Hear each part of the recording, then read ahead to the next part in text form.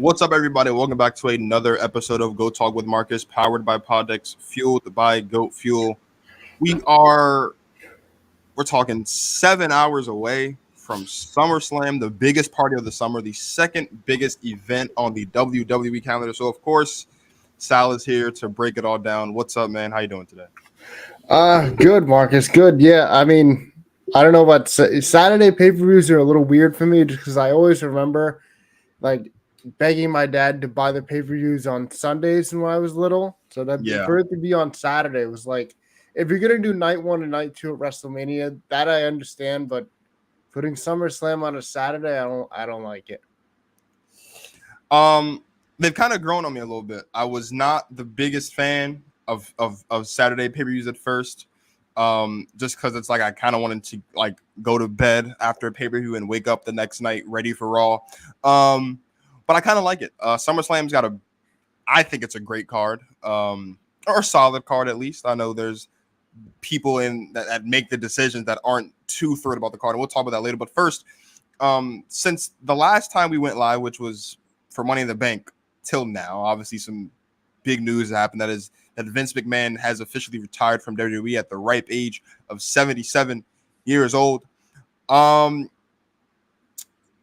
There are a lot of people that are, sad to see Vince go. There are a lot of people that are excited to see what this new era of wrestling is going to look like. I'm both. I'm sad to see Vince go, but I can't wait to see what Triple H is going to do.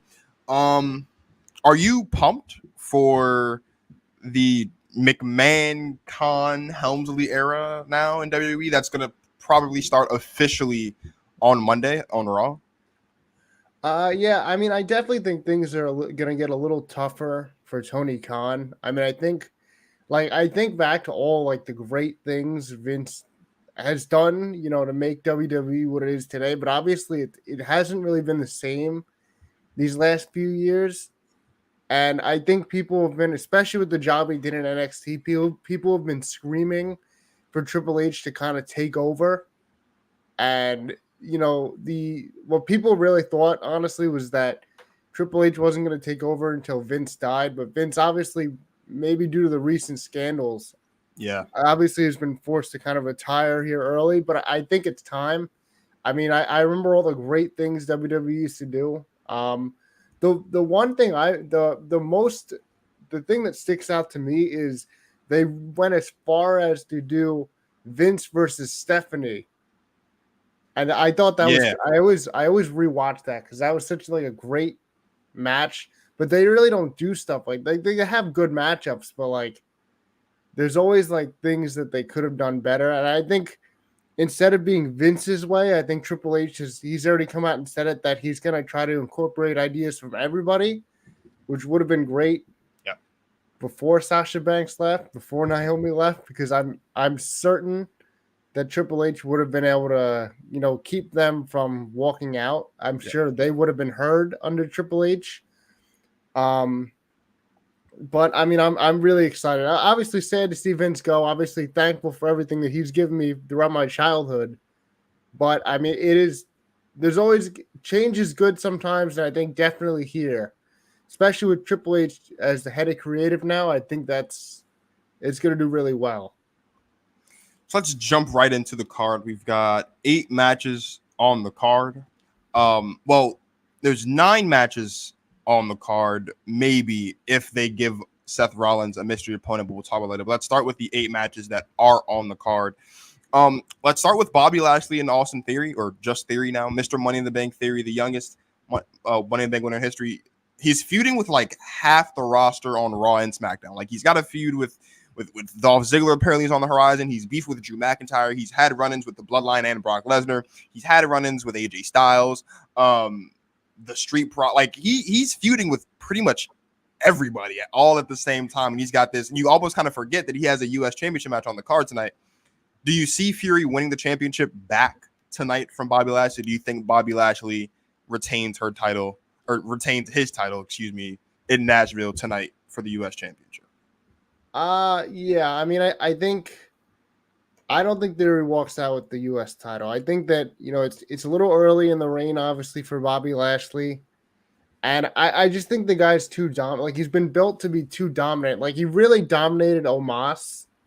Like, they built Omos up to be like this big, freak of an athlete. And then Lashley, I mean, I get how strong he is, but kind of dominated that feud. And I think that Lashley's going to walk out, he's going to dominate Theory tonight too. I mean, I think it'll be a good match, but I got to take Bobby Lashley. I think there's just too much momentum for him. Yeah. And especially now with Vince not in charge, I think Lashley's going to get the big SummerSlam win that he deserves. I think Lashley deserves the win. I don't know what you do with Lashley after this if he loses. There's a chance that Theory wins. Theory's not going to win everything. He's not going to win this match and cash in successfully. That's not going to happen. They're definitely not going to do that. And we were talking kind of like before, just as we were getting ready for this, that I like the options are Theory wins the match and then fails to cash in. Theory loses the match, fails to cash in. I don't know how many scenarios, because here's the thing, when you're talking about Theory, they keep doing this whole young. Like, he's the youngest US champion ever. He's the youngest Money in the Bank holder ever. Today is the last day. If they're trying to keep this Theory's the youngest to do stuff thing, today is the last day that Theory could win the world title and say he's the youngest world champion ever, because Brock was the youngest world champion when he did it back at SummerSlam in 2002 against The Rock. Theory has 1 day left in the tank, really, if they really want to keep him at this youngest thing. I don't think they're going to do it, and I don't think they should do it.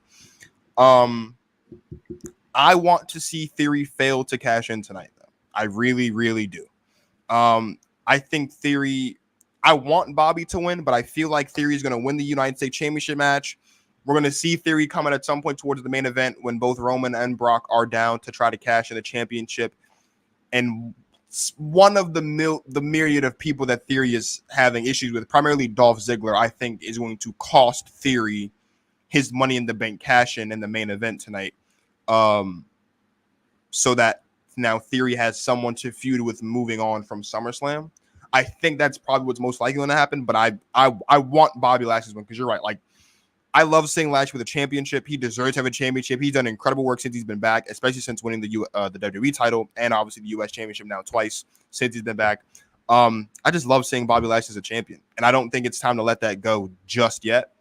But I just have a sneaky suspicion that they're gonna put the championship back on Theory tonight at SummerSlam.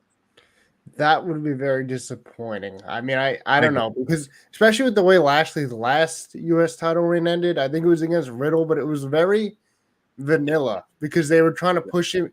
They were trying to push him into the world title picture, so that it was like a weird finish. Yeah, but because they had built up Lashley to be so like big and powerful, you're like, how is Riddle has no chance? Yeah. So they had to figure out some way to give Riddle to add John Morrison to the match so that Lashley didn't have to take the pin. And he was standing up outside the ring while Riddle was pinning John Morrison, which I thought was pretty weird, as you said. Let's stay on Raw for a second. Let's talk about the Raw Women's Championship. I'll be honest, I don't want to see this match again. From last SummerSlam when Becky came back to this SummerSlam, Becky's been back for a year. She's been in every championship match on Raw and Smack. She's been in every championship match on either brand since she's been back. And I get it. It's Becky Lynch. And she is your star. I just don't want to see Bianca versus Becky again. I just don't want to see it. I understand that obviously this is supposed to be a Rhea Ripley's spot, but Rhea Ripley got hurt. And so they had to fill the void. I think there's better options. That's not named Becky Lynch. I thought we were looking at Bianca versus Asuka at some point. That I would have loved to see that match. I think Alexa Bliss will be in the championship picture. It's too early for her right now, so I'm not going to put her name out there. But like, there's better options. You could have given us Bianca versus Carmella again. I know that's not like a sexy matchup, so to speak, but like, Carmella's a former women's champion. She's a former 2-time Money in the Bank winner. She's a former tag champion, which I mean means nothing now in WWE. But like she's got the resume for it. I just don't like Bianca versus Becky. I have Bianca winning the match because I just can't foresee a scenario where Becky Lynch wins the championship, because if Becky Lynch wins, then we would be getting Bianca versus Becky again, and I don't think we're going to see that. So, yeah. I think the reason they went with Bianca versus Becky, in place of Rhea Ripley, is because I guess they're kind of playing off the redemption arc for what happened at last year's SummerSlam when Bianca got embarrassed, to be honest with you.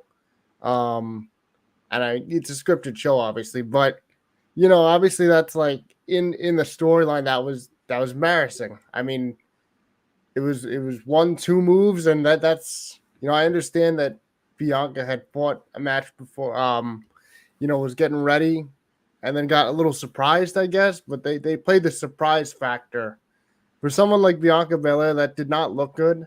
Did not.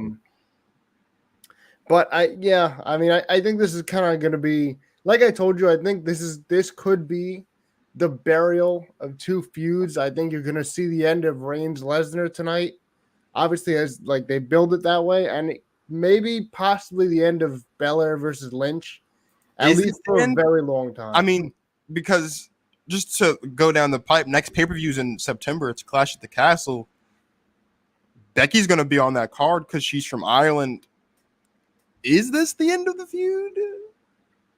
That's my hesitation. If we're going to get Becky versus Bianca, I would assume that they would have done that match at Clash at the Castle, because of, you want to get, like, I imagine, Drew's already going to be on the card. I think that in some capacity, I think they should try to get Sheamus on the card because he's from the area. I think Gunther's going to be on the card. That's when we'll see, that's when we see Gunther and Nakamura go at it for the IC title. I would assume Finn and Judgment Day are going to be on the card in some capacity. Becky's going to be on that card, I would imagine. Why not just wait until September for that match? I wouldn't want to see it there anyway, but at least it makes more sense because it's the first one across the pond in that area in almost 3 decades. She's from the area. It makes sense. I just don't want to see it here. I mean, it's a homecoming for Bianca Belair. We're in Nashville, Tennessee. Bianca's from Knoxville, Tennessee. I would be utterly shocked if Bianca Belair loses this match tonight at SummerSlam. I don't even think that's even a possibility. From one women's championship to another, Liv Morgan, after successfully winning and then cashing in the Money in the Bank contract, Liv Morgan is now going to defend that SmackDown Women's Championship against the woman she cashed in against, Ronda Rousey, who has made it a point to mention that this time she is 100%. There's no knee issues or anything. Is this the end of the fairy tale for Liv Morgan as SmackDown Women's Champion? Because we talked about this a little bit over text. This is the match I am most nervous about. I'll be honest. I'm extremely nervous. It's tough because, like, you talk about, like, finally rewarding Liv Morgan for, people wanted her to be champion for years. We were saying, like, when are they pulling the trigger? If you don't pull the trigger now, it's now or never. And they finally pulled the trigger on it. And I mean, winning the Money in the Bank briefcase and then cashing in hours later is awesome. We saw it with Dean Ambrose, and we saw it with Liv Morgan, obviously. I don't see a way that Liv Morgan beats Ronda Rousey clean. I think Natalya gets involved somehow. So I that's the only way I think Liv Morgan walks out champion, is if Natalya comes out and interrupts the match. And, no matter, if it's Liv Morgan that's going to win or if it's Ronda Rousey that's going to win, I think you get Natalya and maybe even Sonya Deville involved, because I don't know. It's Liv is a champion, but I can't realistically right now. She doesn't have the track record for me to say, okay, she's going to beat Ronda Rousey. I don't see it. Physically, I don't think they match up, obviously. So I think the only way Liv walks out is if there's some kind of interference. Other than that, I think Rousey wins. I've gone back and forth on this. I was of the mindset that they were going to add Natalya to this match to make it a triple threat. Now that you say that, I think it's possible that I think we see a scenario where maybe Ronda has Liv in the armbar and the ankle lock again. Out comes Natalya. Liv gets the roll up again, and now we're going to start a build for Liv, Natalya, and Ronda at Clash of the Castle for a triple threat for the championship. I can't see a scenario where Liv Morgan loses the championship at SummerSlam. And it's not even just because the Triple H is in charge of creative now. I think that does play a part of it, but also because she just won the title. And it is very important for a champion to successfully defend for the very first time. And even if that first defense happens to be at one of the biggest events of the year, which is SummerSlam, Liv has to win. Whether it's a clean win or whether it's Natalya comes out or Sonya Deville comes out and interferes, Liv has to win. Because if Liv doesn't win this match, chances are she's never going to be champion again. Chances might be that way anyway. But it just kind of stunts her momentum, and I think she's been rolling. She's had really strong momentum, obviously, like I said, winning the Money in the Bank contract, successfully cashing in just 2 hours later. Liv has to win this match. I don't even care how. I never say this. I don't care how Liv wins. I don't care if she wins via DQ. I don't care if she wins via count out. I don't care what it takes. I don't want to see Liv Morgan walking back up the ramp, going backstage after this match without the SmackDown Women's Championship in her hand. For a couple reasons. Number one, it's because she deserves it. Number two, it's because Ronda Rousey stinks on the mic, and I don't want to see Ronda Rousey as champion on the mic. I don't want to see Ronda Rousey just as a competitor on the mic, let alone as a champion. So, Liv Morgan, I think, needs to win. I think she should be the winner of this match, hands down. Another interesting rivalry. Baron Corbin, Pat McAfee going one-on-one at SummerSlam. Pat McAfee's great, isn't he? Mm-hmm. Just one of the best promos in the business at this point on the roster, on either brand. He's incredible. I was watching SmackDown, the Go Home episode of SmackDown last night, and they're doing this segment where they like talk about all the matches and talk up the card. And Corbin's behind Cole and McAfee, and he's got a ticket. Corbin's yelling at McAfee to do his job, and McAfee's yelling at Cole about Corbin yelling at them, and Cole is still running through the match card. It was brilliant. I loved it. It was hilarious. McAfee's winning this match. I don't see a situation where Corbin. This is a one-off thing. I think I don't see a scenario where Corbin wins this match. I think this is one and done for McAfee, and it'll be another big win. He's not from Tennessee, but everyone loves McAfee. I think it'd be a big win for McAfee to beat Corbin at SummerSlam. There's no chance Corbin wins this match, right? Yeah, I think Baron Corbin, it kind of plays the role a little bit that Dolph Ziggler usually plays. He's kind of the first opponent, put you over type of guy. Now, obviously, McAfee, and it's crazy to think about it because as far as he's come, that McAfee, they actually had McAfee beat Theory, and then Theory's gone on to be, the youngest U.S. champion, Mr. Money in the Bank. Probably at some point, he'll be world champion. But it's crazy they had McAfee win that match. But it was a great match, and I think it's gonna be another good one. I mean, two good workers in the ring. And I think Corbin honestly is like one of those guys who takes puts a lot of guys over. Yeah. And I think this is gonna be one of your main crowd pleasers with McAfee winning this match. I don't see 100%. Corbin winning. I also the only time that Corbin winning really surprised me was that when I was at WrestleMania and he faced Kurt Angle.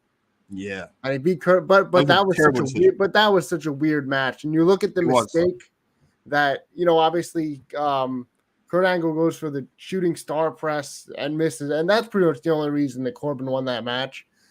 So unless McAfee makes a mistake like that, no way he doesn't win. Yeah. And usually I think I've always felt this way. If it's usually, and I think history kind of goes that way.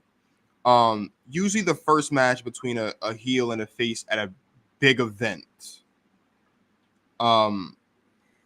almost always, especially if it's going to be a one-off, almost always goes to the face, right? It's very rare that in a one-off match between a face and a heel, on a big card like SummerSlam, where the heel wins and then we don't see it again. So if Corbin wins, I would assume that means we're going to get this match again somewhere down the line. I don't see that happening, so that's why I'm so confident in Corbin winning. Let's go to the McAfee's a celebrity, but he's also under contract as a commentator. Let's go to the celebrity match on the card, though. The Miz versus Logan Paul. This one I think is going to be an interesting one. These two teamed together to take on the Mysterios at WrestleMania, and got the win. After that match, Miz hit Logan Paul with a skull-crushing finale, which has now led to this match. Logan Paul versus The Miz at SummerSlam. Miz has made it very clear that this is his world. The typical WWE superstar versus heel superstar versus face heel or face celebrity thing, where this is my world. You can't step into my world. You can't hang all this stuff. Who do you have winning, Logan Paul or The Miz tonight at SummerSlam? It's weird. This match, like this is the match where I kind of think like I think of scenarios on if Logan Paul wins, what do they do? If the Miz wins, what do they do? I would actually like to see Miz get the win here. I just think he's been losing. Like I think he loses all the time, and he's not Baron Corbin. Like he's a lot more accomplished than Corbin is, and Corbin's good on the mic, but Miz is especially very good on the mic. I don't think he deserves to be losing as much as he does. My thing is like if Miz wins, like you said with Corbin and McAfee, if Miz wins, you probably get this match again at some point. So I could very easily see this as being like a match where maybe Miz cheats a little bit, and maybe Maurice gets involved, and then that's how Miz picks up the win. That's possible. What I'd kind of like to see. I don't know if I want to see like if you're gonna have McAfee and Corbin and then Miz and Logan Paul, it's two similar matches, and I wouldn't want to see the face win both matches. I don't know. I think the Miz deserves to win. I think he does too. I am a Miz fan. I love the Miz. I think the Miz is incredible. He's obnoxious, absolutely obnoxious. But I love the Miz. I love what he does in the ring. I love what he does on the mic. I gotta be honest. This next match that we're going to talk about, what's the purpose of it? Honestly, in my mind, anyway, that's Judgment Day versus the Mysterios in a no DQ match. So there's room for some brutality here. Now let's talk about it. We've been seeing these vignettes running, right? And when we first saw them last month at Money in the Bank, it was kind of everyone was like, "Oh, it's Bray Wyatt." Well, the more they've ran, it's kind of like, yeah, well, it's clearly going to be Edge. So Edge is coming back. The question is, in this no DQ style of matchup, does Edge come back in this match to assist the New Day, to assist Judgment Day, to assist the Mysterios, to wait until tomorrow, or wait until Monday on Raw? Is Edge involved in this match at all? And then who do you think is going to win this match? I would really like to see the Judgment Day win this match. I think, they're still a newer group. I think they need as many wins as they can get. I was kind of sitting there throughout the whole Rey Mysterio ceremony on Raw, and like while Rey was talking and Dominic was kind of behind him, I was waiting for the shot from behind from Dom. Like I was kind of sitting there like, this is it. Like this is the end of the Mysterio tag team, because obviously Judgment Day has been trying to recruit Dominic Mysterio, and now it's kind of led to this match. So I feel really weird that we didn't get a heel turn from Dominic. Maybe they don't turn heel tonight. Do you think that's possible? Maybe. Do you think it's possible that Judgment Day wins, and then after the match, Dominic just beats down Rey Mysterio? Well, that's what I thought until you brought up the whole Edge factor, because I don't think Edge is coming back to rejoin Judgment Day. I don't think he would. I don't know, because they just turned him heel, so that's the thing that kind of they really threw us off with this. And I got to give him a lot of credit, because like Edge is a heel. So is he going to come back to join the heel faction that turned on him? Or does he come back to help the face, the Mysterios, including Ray, who obviously has a long tag team history with? It's tough. I don't think Edge comes back tonight. I more or less I think Dominic joins Judgment Day. So I you think think that's it's a more very likely real. Dominic joins Judgment Day than we see Edge tonight at SummerSlam? Yeah, and then maybe you Yep. have Edge come back and help Ray tomorrow. If if Ray's outnumbered, maybe he's trying to get talk some sense into Dominic. Dominic attacks him again, and then Edge comes out and saves Ray. See, but this whole Judgment Day thing has just been an utter failure at this point. There's no way to rectify it. I don't think there's a way that you can salvage it. Usually what we see kind of with factions is kind of to give them some legitimacy, they kind of put a championship on them. Well, unfortunately, the Usos have both of the championships, so they're not going to do that. Roman Reigns has both the world titles, so they're not going to put a world title on anyone in the group. And then, of course, Rhea Ripley, I think, was going to win the World Women's Championship tonight at SummerSlam. She didn't get hurt, but she got hurt. So now Judgment Day is in a weird limbo, and I think they need to figure out what to do with Judgment Day. It's really hard. You're right. Judgment Day can't suffer a loss here, but the only way to kind of make it make sense as far as because I don't see Edge returning to help Judgment Day or rejoin Judgment Day because he's got some stuff to solve. So if we do see Edge come back tonight, it would be to beat down on Judgment Day. Like 100%. That would be what it is. It'd be to just wail on Finn and wail on Damian Priest. Maybe he beats down the Mysterios after, but initially that's what we're going to see. But it's weird because with these vignettes, is Edge returning as a heel? Or is Edge returning as a face because he got kicked out of the heel faction that he created? It's really weird. And it's hard to, I think, usually, and we'll talk about Bayley later on, but like usually when you expect someone, you can kind of imagine how they're going to come back. They're going to come back as a heel. They're going to come back as a face. Edge was a heel, got kicked out of his faction, which would, I guess, by default make him a face. But we've been seeing these heel-like ominous vignettes for Edge's return. So it's hard to, and maybe that's what they want, and I love it. I do love the mystery of not knowing what Edge is going to do when he comes back. But like, is Edge coming back to Cheers? Well, I mean, I think he'll come back to Cheers because it's freaking Edge. But like, is Edge coming back as a face or is Edge coming back as a heel? I think is what's the confusing but also very interesting part about all of this. If we do see Edge tonight, I don't think we will see Edge tonight, but if we do, that'll be an interesting, I think, component of the matchup if he were to show up, even though I agree with you, he's probably not going to show up at SummerSlam tonight.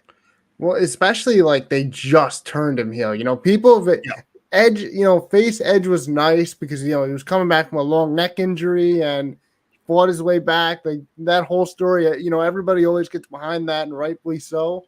Yeah. But heel Edge is a lot better than face Edge. So much better. And so now, like, they just gave us heel Edge. And then obviously they knew he had, like, limited dates that he probably worked. So they kicked him out of Judgment Day. And now, like, does he come back as, like, he can't come back as a heel and rejoin Judgment Day. There's no way. There's maybe no way. He's coming back as a vigilante kind of deal. Maybe. That's the only thing that makes sense. Because I don't think people are going to be ready to cheer him just yet. Because he just spent a couple months ago, he was telling the WWE Universe that they sucked. So I don't think he's going to be coming back to cheers just yet. But I also don't think that realistically he'd be coming back to boos because he got kicked. It's a weird situation, but I think it's a nice one to be in because it leaves a mystery and it makes it less predictable, which is what you really, really want. Now, let's talk about the match of the night, which this is going to be the match of the night. It was the match of the night at Money in the Bank. It's going to be the match of the night here again. At SummerSlam, Usos, Street Profits, undisputed tag team championships. We've been talking about when we will begin to see the beginning of the end of the bloodline and when we start to see championships come off of the bloodline as we obviously get closer to the end of Roman Reigns' reign as champion, and obviously as we get closer and closer to the assumed end of the reign of the Usos as champion. The Usos have already crossed the 1 year mark as tag team champions over for SmackDown. Obviously, they've had the Raw tag team championships for a little bit less amount of time than that. But before we get into the match, can we just both agree that when we heard special guest referee, Jeff Jarrett was not on anyone's mind to be the special guest ref for this match? That's absurd. In a good way. Like, that was such a curveball. I don't think anyone expected that. Watched SmackDown last night. They did like a little summit kind of thing where Jeff Jarrett was like laying down the law. It almost kind of hinted that Jarrett was kind of saying that this is kind of going to be a no DQ match, because he pretty much was saying in his promo that all he's there to do is count to 3. And the Usos and the Profits were kind of going back and forth about, like, is it a disqualification if I do this, if I do that? And all Jeff Jarrett said was, I'm not here to contain you. All I'm here to do is count to 3. I feel like maybe there's going to be a little bit of leniency, and I don't think it'll be a full-on no DQ officially, but we'll see a lot of fighting and, spilling out into the ringside area and things. We talked about this at Money in the Bank, and you and I have kind of had this conversation for a while now about usually as soon as the Usos lose their championships, Reigns' imminent loss is going to be not that far behind. Is this the beginning of the end for the Judgment Day or for the Bloodline as far as their reign of terror of the WWE tonight? Do the Street Profits win the undisputed tag team titles tonight at SummerSlam? Because it's undoubtedly going to be the match of the night for sure. Because of what I think happens at Clash of the Castle, I think the Street Profits finally go back on top of the tag team division. I think it's been quite a while. But I think the Street Profits finally get it done. And they maybe out brutalize the Usos just a little bit. And it mainly like it's a flip of the coin for me, but it has to do with what I think is going to happen at the next pay-per-view, Clash of the Castle. Yeah. And I think obviously like there's no screwy finish. Like you did the screwed up finish. The screwy finish, yeah. So you're probably not doing that again, I hope.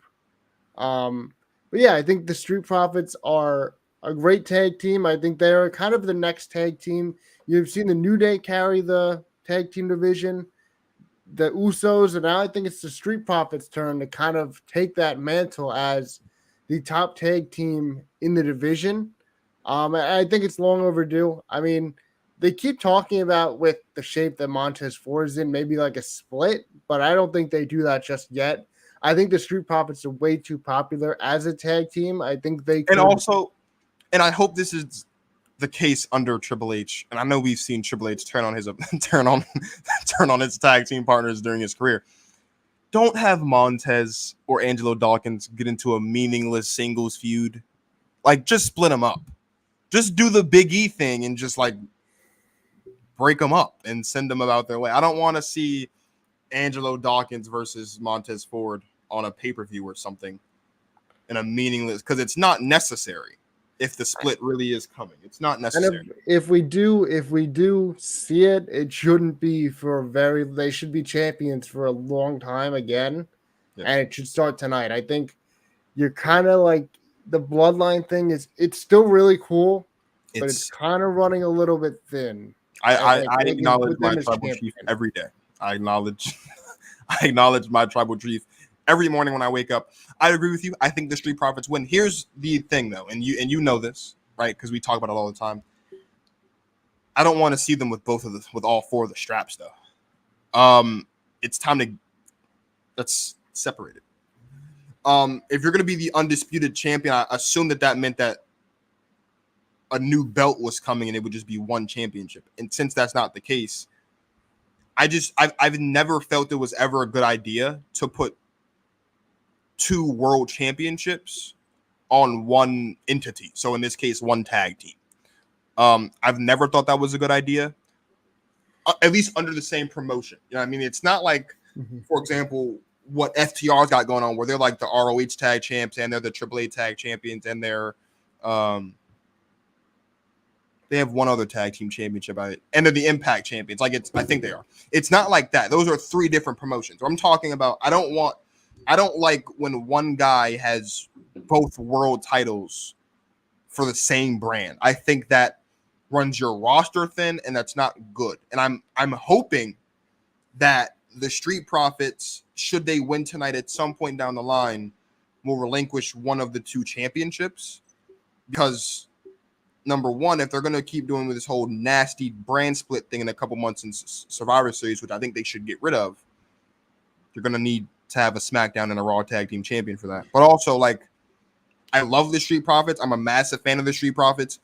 But the same way we saw, like, the Usos and the New Day kind of dominate the last 10 years of tag wrestling for WWE from 2010 to 2020, the Street Profits need that other tag team that they can kind of go back and forth with and dominate the next 10 years of tag team wrestling, or however long it, you know what I mean? Like, because as great as the Usos are much older than the Street Profits as far as experience, and as far as, like, they're just not in the same generation of tag wrestling.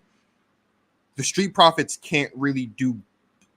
I want to see the Street Profits do battle with another tag team, but in order for that other tag team to kind of get on the Street Profits level, they got to start winning tag team championships so they can have that whole Usos New Day feel, which I think that's not a unique thing. Like, that's something that you can do. Like, having multiple top guys over the, like, you know what I mean? We had Rock and Austin, and then we got Cena and Orton. Now it's looking like it's Roman and Seth/Brock. It's looking like it's been the last, you know, it's like we kind of have that needs to be the same thing here with the tag division. We kind of, you know, we saw the tag teams kind of dominate over the 10 years, and it was Usos and New Day in the 2010s. I want to see the Street Profits be really good and really successful as a tag team, but I also want to see there be another tag team that's just as successful, so that when those two tag teams clash and they feud with each other, and when they come together, it's magical. In order to get that magic, you have to build that legitimacy with another tag team. So I have the Street Profits winning, and what I think is going to be a massive moment for them in Nashville. And it's going to be huge, which brings us now to the main event. Just one more point on that. It's just the thing about the undisputed championships. It's weird because it made sense for Roman versus Brock. Yes, it did. To kind of, you know, declare one beast, you know, one big dog, the champion, but then it kind of forced you to put both titles on the Usos, which felt very forced. It felt extremely forced. So, I mean, it makes the most sense, but it also felt extremely forced when it came to the Usos. I just don't I don't know. For whatever reason, I put Roman Reigns as a world champion. I think of in a higher regard than I think of the Usos as a top tag team. Like, Roman, you know he's their guy, and you know why he's doing it, or you know why the company is doing it. With the Usos, the only reason they really did it for them was because they're related to Roman, and they're on Roman's faction. I mean, it's no knock on the Usos. I think, obviously, it's just another incredible accomplishment in the long list of accomplishments in their career in WWE, but it just felt very weird. And it felt like it's something that if you didn't do that, the Roman unified titles wouldn't make as much sense. That's true. That is true. Let's talk about Roman. It's last man standing, one last time, one last match. Roman Reigns versus Brock Lesnar. I got to be honest, like I said, I was kind of holding out hope that maybe we'd see Roman Reigns cut a promo saying, look, listen, dude, I'll fight you at SummerSlam, but I was the Universal Champion going into WrestleMania. You were the WWE Champion going into WrestleMania. So if we're going to fight for a championship, we're going to fight for the WWE Championship because that's the championship I took from you. You have no claim to the Universal Championship. That's what I was kind of hoping for, so that we could get both top titles off of one guy. Because, again, I don't think that's a good idea, but they didn't do it. Whatever. We'll see what happens. Roman, Brock, last man standing, one last time. Roman's winning this match, right? Yeah, especially now, with Vince gone, I think, Brock's guy, I think, in that company. But also Roman Reigns is, the top company guy. And the Reigns-Lesnar feud has been going on for years and years now. Who finally wins at the end of the war? It has to be Roman Reigns. It just has to be. And it's gonna be a great match because I think Theory gets involved somehow, but I don't think you're gonna see a cash in, like you said. At least, he's either not gonna cash in or he's gonna fail. Either Roman or Brock are walking out world champion tonight. I think there's a better chance that it's Roman because he's the company guy. They've been trying it for years and years to make him the top company guy. Booed and booed and booed out of every building. They finally got him to that point where he is the face of the company. It's not Rollins. It's not John Cena. It's not Brock Lesnar. Roman Reigns is your guy. So he's gonna beat the only. I'm not gonna say the only one because he's never really beaten Rollins, but the only other guy size wise. Bobby. That is true, but the Which only would be guy that such a great match, bro. Such a great match to see Roman and Bobby go at it for the championship. Yeah, but I mean, finally, this kind of feud ends, and I think it only ends with Roman winning. Only ends because if Brock wins, then Roman's gonna want a rematch for the championship. So yeah, and also because we know that we're getting Roman versus Drew at Clash at the Castle, Roman's gonna win the match. But again, I have to say, I do not like one guy holding both championships. And like I said, I acknowledge my tribal chief every day. He is my tribal chief. I love Roman Reigns. He's the head of the table. He's not the head of my table, but he's the head of the WWE table. My dad's the head of my table. But I love Roman Reigns. I love what he's been doing over these past. It's crazy because today, well, not today, but like 2 years ago to the event anyway, Roman Reigns won the championship. And Roman Reigns has been a phenomenal champion for almost 2 years now. If not, it's coming up on 2 years now. And it is, listen, you gotta love Roman Reigns, dude. Roman Reigns won the championship back in August 30th, 2020, back in the Thunderdome. Today's July 30th, 2020. So we're talking about a situation where, and this is why it means so much more for Drew when he does win the championship at Clash of the Castle. By the time we get to Clash of the Castle, Roman Reigns will have been the Universal Champion specifically for 2 years. 2 years, Roman will have been the Universal Champion. And it is sensational. 695 days and counting as the Universal Champion, but now he's the undisputed WWE Universal Champion. The championships need to split though. 100% they need to split. Whether it's between now and Clash of the Castle, whether it's after Clash of the Castle, whenever it happens, I don't want to see one guy holding both world championships. It just doesn't make sense. Both rosters are too deep with too much talent that you can either cultivate and turn into main event talent or already existing main event talent. I don't want to see one guy holding both championships, especially if that one guy's not going to show up on the other show. Roman Reigns has been on Raw 2 times or 3 times since WrestleMania. He was on the Raw after WrestleMania. He was on Raw at Madison Square Garden. I think that's it. I don't think Roman Reigns has been on Raw outside of those 2 times. Twice in almost 3 months since winning the championship. It's not good. It's not good for business at all to have your guy that has both championships not on the other show. So, and he's also not on SmackDown that much either. But fact remains, Roman Reigns is going to win tonight. So let's talk about the fun part of SummerSlam. Seth Rollins stomped Riddle twice on the last episode of Monday Night Raw. Riddle has been pulled from the card. It says that Rollins versus Riddle has been pulled from the card, but it doesn't say specifically that Seth Rollins isn't on the card. It just says his match is off the card. If Rollins has a match tonight at SummerSlam, who is his opponent going to be? We've heard rumors about Johnny Gargano. In fact, Johnny Gargano on his Twitch stream kind of teaser when it said, hey, everybody, heard any new rumors lately? I am a part of the masses that wants to see Rollins versus AJ Styles because AJ Styles doesn't have a match on the card. There's a lot of types of speculation that, again, maybe this is where we see Edge come back, although I don't think they're going to do that. Do you think Rollins is going to have a match tonight? And if he does have a match tonight, who do you think his opponent's going to be tonight at SummerSlam? Yeah, I don't know. It's the first thing I think of is Randy Orton healthy, but obviously he's not.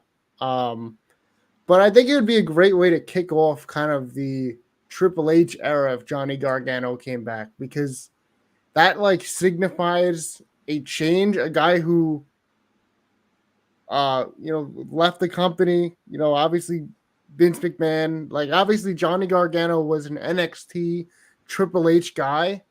Yeah. To see him come back against a guy that Triple H worked with for a long time, both NXT and the main roster, I think that would be something that would be pretty cool to see. And I think it would be another mystery opponent for Rollins. You saw the same thing with Cody Rhodes. And Rollins complained afterwards he had no time to prepare. Maybe they go down another hole like that. Like, I definitely think if it's Gargano, it wouldn't be a one-off thing.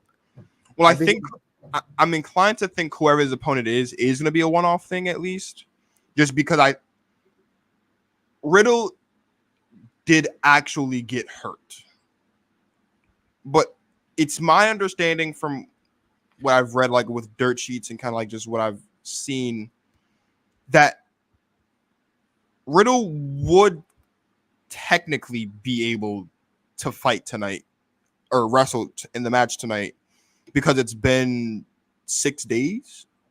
And I think it would have been possible.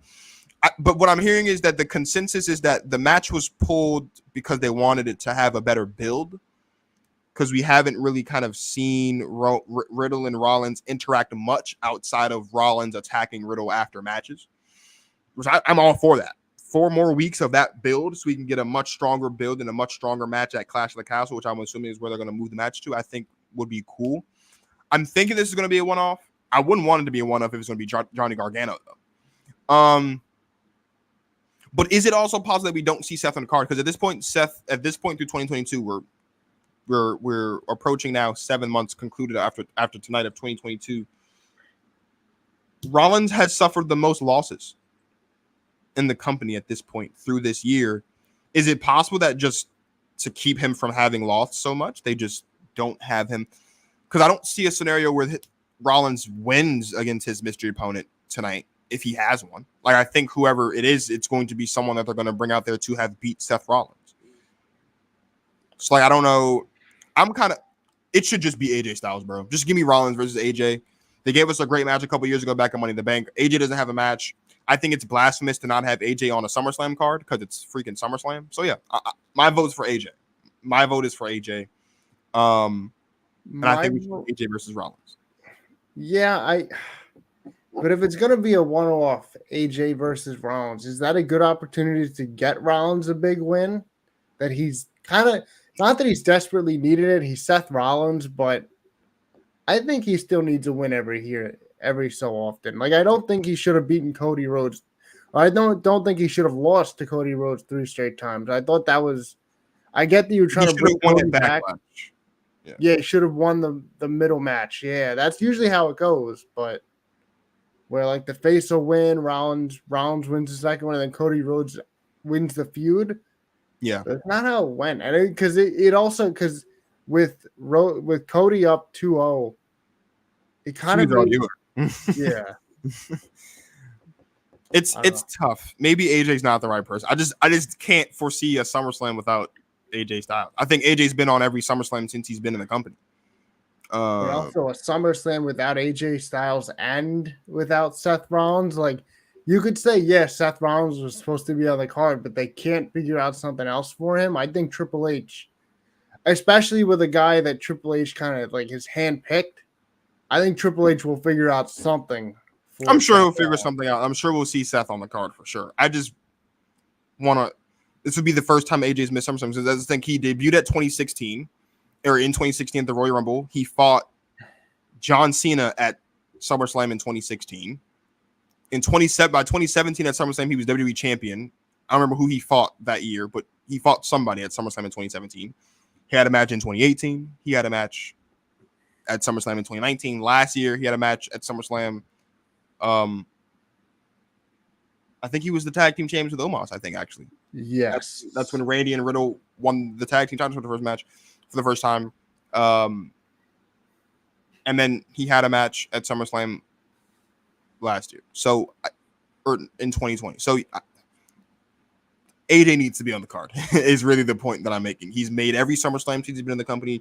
He's been at every Royal Rumble event. He's fought at every Big Four pay-per-view and Money in the Bank in some capacity since he's been in the company. That should continue. I don't think that streak should end. And if it means we're getting AJ versus Seth, give it to me. But you're right. I don't think that's the time for Seth. I don't want to see AJ lose that match, but I don't want to see Rollins lose that match either. Yeah, well, it's a great first test as creative for Triple H, right? You have, I mean, maybe not AJ Styles on the card. Like, we'd want him on the card, but Rollins was on the card. Now, are you going to hold him off? I really don't see Triple H doing that. So what does Triple H come up with here to get Seth Rollins back on the card? Yeah. Now, we talked about Bayley. Bayley's return is imminent. It's like we're moments away. Do we see Bayley return tonight? Or do you think we don't see Bayley return until Friday on SmackDown? Which do you think is more likely? Because we're both in agreement that we probably won't see Edge again until Monday. But I think, do we see Bayley tonight? Do you think that Bayley comes back to confront Liv, or do you think that she comes back to confront Bianca Belair? Because if she's confronting Liv, because here's what I'm thinking. I'm thinking Natalya is definitely going to get involved, and we're going to get that triple threat match. So I'm thinking like the next step for Bianca, she's beaten Sasha Banks. She's beaten now Becky Lynch. She's really beaten Becky Lynch quite a few times. She's beaten Bayley too, though. She's beaten Bayley too. Bayley was her first opponent after Sasha Banks. What if Charlotte comes back and challenges Becky or Bianca? That's the last That's the last horsewoman left. She hasn't won. So maybe we see Charlotte come back. Maybe. But I don't want to see Charlotte back in the title picture, though. Because if you bring Bayley back, you'd have everyone assuming she's going to be catapulted right to a championship reign. But does Bianca kind of snuff that out? That could be very interesting. Like, Bianca completely halts the momentum of Bayley. It might not make much sense, but if Bayley comes back, I think Bianca should still beat her. Of course. And I don't want to see Bianca Belair lose both of her championship reigns to returning super. I don't want to see that. Yeah, I get that it's Becky and I get that it's Bayley, but I don't want to see that. I think Bianca. I also think they're saving Bianca's loss for Rhea Ripley. I think that was. I honestly believe Rhea Ripley was going to win the match at SummerSlam if she wasn't hurt to kind of help with the Judgment Day. And if Triple H isn't abandoning the Judgment Day and is looking to kind of, help try to fix it and get it back where it's supposed to be, Rhea Ripley is going to be the one to dethrone Bianca Belair for sure. So maybe we see Rhea Ripley versus Bianca Belair at Clash of the Castle, then I'm assuming. So maybe Charlotte doesn't come. So then maybe Charlotte doesn't come back. But I still also want to see Charlotte versus Bianca Belair because that's what Bianca wants, and that's also the last horsewoman left because she's beaten Becky, she's beaten Sasha, she's beaten Bayley in championship matches. We were talking about the unfortunate possibility that maybe Liv Morgan is a transitional champion and that maybe Liv Morgan lose her title to Bayley because it's possible that maybe they want Bayley versus Ronda Rousey now that Ronda's back at some point down the line before we get Ronda versus Becky again at WrestleMania next year. So maybe Bayley comes out and confronts Liv Morgan after the match, or they wait. It's really confusing. Or maybe Bayley just doesn't show up at all. Maybe. And I was actually thinking just now, like, we were talking so much about Seth Rollins getting a match. What if he doesn't get a match at all, but he confronts Roman? Because, like, we're assuming Theory either doesn't cash in or he fails or whatever happens.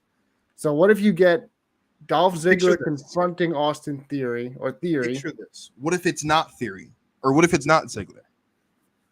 The last time Roman Reigns and Brock Lesnar had a world championship match and the Money in the Bank contract was still in play was WrestleMania 31.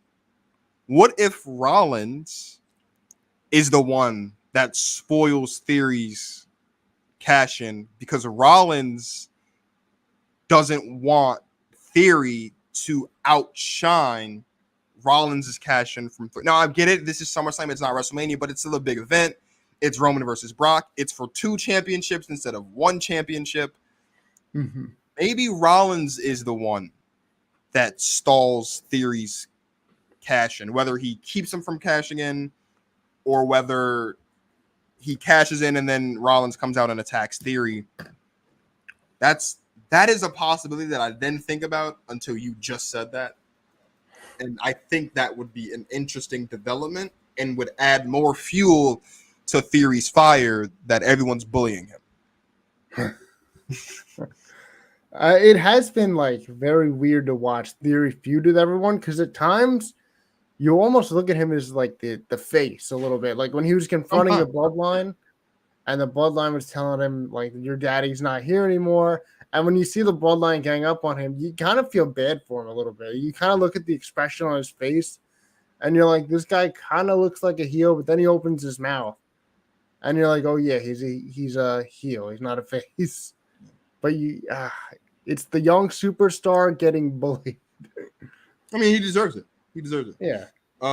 He deserves it. I mean, so it's not unwarranted. But listen, SummerSlam is going to be fantastic. There's obviously the question of, who Seth Rollins faces if he has a match, whether or not we see Bayley, whether or not we see Charlotte, whether or not we see Edge tonight, whether or not we see Bray Wyatt. Although I'm pretty sure Bray Wyatt's on his way to AEW to go to All Out in a few short weeks. But so many different possible outcomes, so many different scenarios.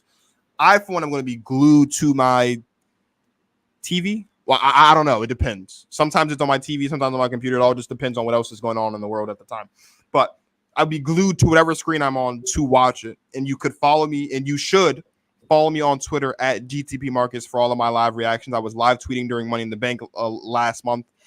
I'll be live tweeting during SummerSlam again for tonight. In other news, the Mets beat the Yankees in their Subway Series, so I'm sure Sal is feeling good about that. Sal, let everybody know where they can find you and all your content for sports in the Big Apple. Yeah. So obviously we got MLB trade deadline coming up. We're kind of getting into the August-September stretch, so the stretch run of the MLB. The playoff positionings are kind of close outside of maybe the NL West and the AL East. But overall, it's who are the Mets going to add? Who are the Yankees going to add? Some teams are good teams will have glaring needs. So it's going to be very interesting. You can find me at Sports in the Big Apple on Instagram, and you can find the podcast at Sports in the Big Apple on Spotify, Google Podcast, iHeartRadio, and Libsyn. So that, there should be pretty interesting stuff once the trade deadline comes out or ends on August 2nd at around 4 p.m., I believe. I will be breaking down, the biggest trades around baseball. The latest one to be announced is Luis Castillo going to the Seattle Mariners, so that's very interesting. Seattle gave a boatload for him, but, Seattle clearly means business with this team, obviously. It's a good team. I think if they make the playoffs, they could be dangerous. So tune in. I'm really looking forward to seeing what these teams do. The Mets really have to shape up here and make a few big moves, or they could be in some trouble going down the stretch run. But I expect them to make some moves. But overall, Marcus, thank you for having me on, man. It was a lot of fun.